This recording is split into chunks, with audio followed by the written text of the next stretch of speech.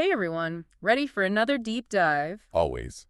Well, today we're going to tackle something super interesting, animal intelligence. Ooh, I like where this is going. We're diving deep into Frans de Waal's book, Are We Smart Enough to Know How Smart Animals Are? I love that book. It really makes you rethink everything you thought you knew about the animal world. Yeah, and that's kind of what this whole show is about, right? Challenging those assumptions. For sure. So, let's get right to it. Why do we even think animals aren't that smart in the first place?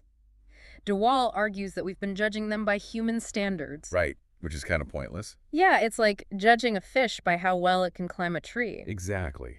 And de Waal uses this great example of gibbons. Oh yeah, those apes that were considered lesser apes. Yeah, all because they weren't great at those tool use tests. You know the ones where you put a treat out of reach and see if they could use a stick to grab it? The gibbons weren't exactly passing with flying colors. Well, their hands are just not built for that kind of thing. Totally. Mhm.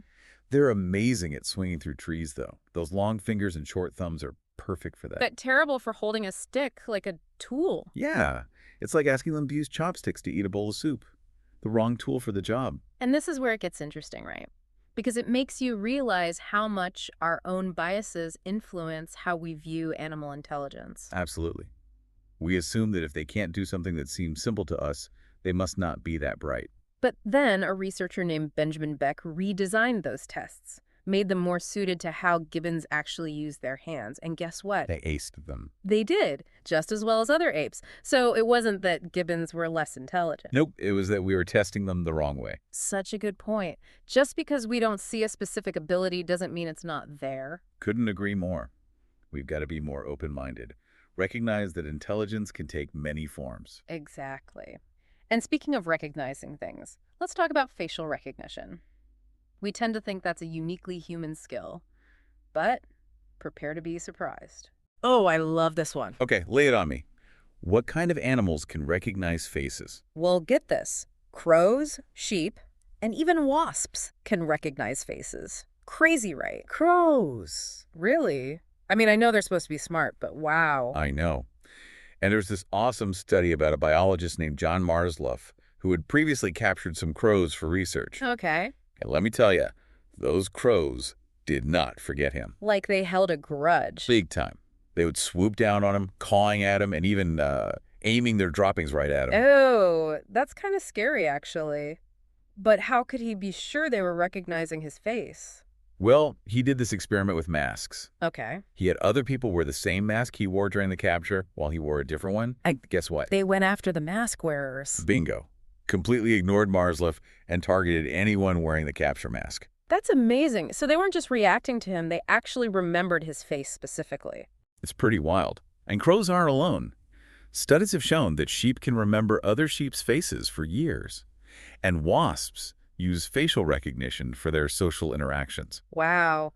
So it's not just a fluke, it's a real ability in a bunch of different species. It makes you wonder what other cognitive abilities we've completely underestimated in the animal world. Which leads us perfectly into our next topic, chimpanzee politics. Oh yeah, this is a good one. Get ready for some drama. Chimp politics sounds intense. It's like a real-life political thriller. Power struggles, alliances, strategic thinking, the works.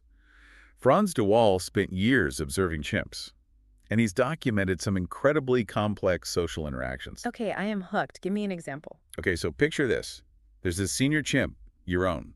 He's caught right in the middle of a power struggle between the current alpha male and a younger challenger. Ooh, he's got to pick a side. What'd he do? Most would expect him to stick with the current alpha right, the safer bet.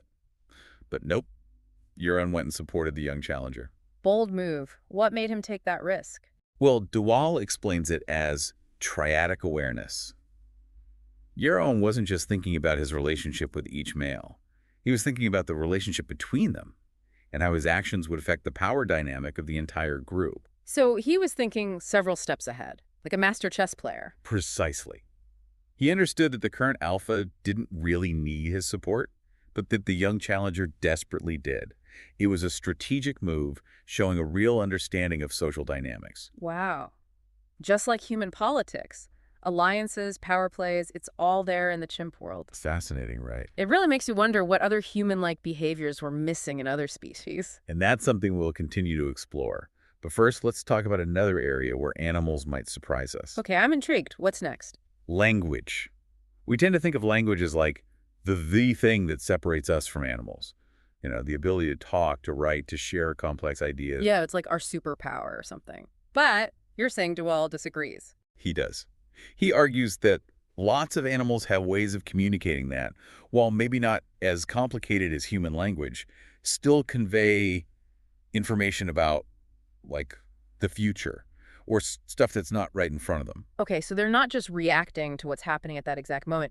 They're sharing information about things beyond the here and now. Exactly. And he calls this referential signaling, like the ability to communicate about something that you can't see or hear right then. Interesting. Got any examples? Oh, yeah, tons. One of the best is the vervet monkey. Oh, yeah, I think I've heard of them. Don't they have different alarm calls for different predators? You got it. They go one for leopards, a different one for eagles, and another for snakes. Wow. So it's not just like a generic danger call. Nope. Each call triggers a very specific response. Like what kind of responses? Okay, so if they hear the leopard call, they bolt up into the trees. The eagle call, they dive for cover in the bushes. And get this, the snake call makes them stand up on their hind legs and scan the ground. That's incredible. They're not even reacting to seeing the predator. They're getting this advance warning, a coded message, telling them exactly how to react to stay safe. Pretty cool, huh? It really shows that their communication is way more than just instinct. They understand the nature of the threat and are actually conveying that information to others. This is blowing my mind. It means that they're thinking about the future, which is something we always thought was, like, exclusively human. I know, right? And it's not just vervet monkeys either. Great tits, you know, those little birds. Yeah, I think so. Well, they have special warning calls for snakes near their nests, too. So this idea of referential signaling, communicating about things beyond the present, it's not just a one-off, it's a thing in all sorts of different species. Makes you wonder if we've underestimated animal communication all along. Maybe the gap between their communication and our language isn't as big as we thought. Definitely blurs the lines. All those nature documentaries are going to sound a lot more interesting now. Okay, but let's move on. What else does Waal talk about? Well, how about self-control? Something else we humans tend to think we're pretty special for having. Ooh, that's a good one, especially when there's a plate of cookies in front of me. But we tend to think of animals as being ruled by instinct. No self-restraint, right? Not so fast. Waal gives a bunch of examples of animals showing amazing self-control, especially when it helps them socially. So it's not just about resisting a treat, it's about understanding how their actions affect others. You got it. One example is this chimp and a feeding box. The chimp hears this click that means food is ready, but he doesn't immediately rush to grab it Why not? because he spots a dominant male hanging around. He knows if he makes a move for the food, he might get into trouble. Ah, so he shows restraint, even though he's probably starving. Smart move. Exactly. He waits patiently until the big guy's had his fill and then sneaks over to get his own reward. So he understands the pecking order, the social consequences. It's like that chimp's thinking, hey, if I help this guy out now, maybe he'll have my back later. Right. Challenges that whole animals are purely impulsive idea, doesn't it? Totally. You know what else is a great example of self-control in animals? What's that? Cats stalking prey. Oh, yeah, good one. Think about it. They don't just mindlessly chase after something. They observe, they wait for the perfect moment to pounce. They've got to suppress that instinct to just go for it. They're calculating their moves. And there's research showing that both kids and animals show that ability to delay gratification. It's fascinating. Makes you think about willpower in a whole new way. Maybe it's not just about being strong or disciplined. Maybe it's a skill that evolved, just like an animal. Totally changes how we view those concepts. But, you know, if we start to accept that animals are way smarter than we gave them credit for, that raises a whole bunch of other questions. Yeah, like what does this mean for our relationship with them? How should we treat animals if they're capable of much more complex thought and emotions than we realized? Exactly. Those are some big questions. What does Waal say about all that? So, animals are way smarter than we thought. They can solve problems, recognize faces, communicate in complex ways, and even plan for the future. But where do we go from here? It's a huge question.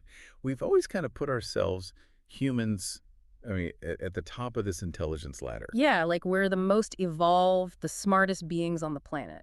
But what happens if that idea is wrong? Right. For centuries, we've justified our dominion over animals with that belief. Like, it's okay to use them for our purposes because they're not as smart as us. Exactly. But if we acknowledge that they are capable of complex thought, emotions, even a sense of self, it kind of throws a wrench in things. It makes you think about everything: factory farming, animal testing, even just how we treat our pets. Yeah, those are tough issues to grapple with. And DeWaal doesn't have easy answers. He's not saying we need to become vegans tomorrow or Yeah, anything. no. But he's urging us to start thinking differently, to at least have an open and honest conversation about what it means to recognize animal intelligence. So to move beyond this human-centric view of the world. Exactly. To see ourselves as part of this web of life, not above it. Okay, I'm with you so far. But what does this mean for, like, the average person? Me, listening to this deep dive, what am I supposed to do? Well, I think it starts with awareness, recognizing that intelligence comes in many forms, and that the animal kingdom is incredibly diverse. And hopefully that awareness will lead to more compassion and respect. Absolutely. Whether it's the animals we share our homes with or the creatures we encounter in nature, even the animals that become our food. It's not about pretending they're just like us. No, but appreciating that they have their own unique intelligence, and we should adapt our behavior because of it. We can coexist more ethically and sustainably with all these creatures we share the planet with. That's the goal. This whole deep dive has been a wild ride. I'm definitely going to look at animals differently from now on. That's awesome. I think that's all we can ask for. To be open to new perspectives. Yeah. Question what we thought we knew. So, as we wrap up today, we want to leave you with something to think about. If animals are indeed much smarter than we ever imagined, what does that mean for how we treat them? What's our responsibility to them? Does it change how you interact with animals in your life? Or the choices you make? It's something to ponder. Keep exploring, keep questioning, and keep diving deep into the world around us. Until next time.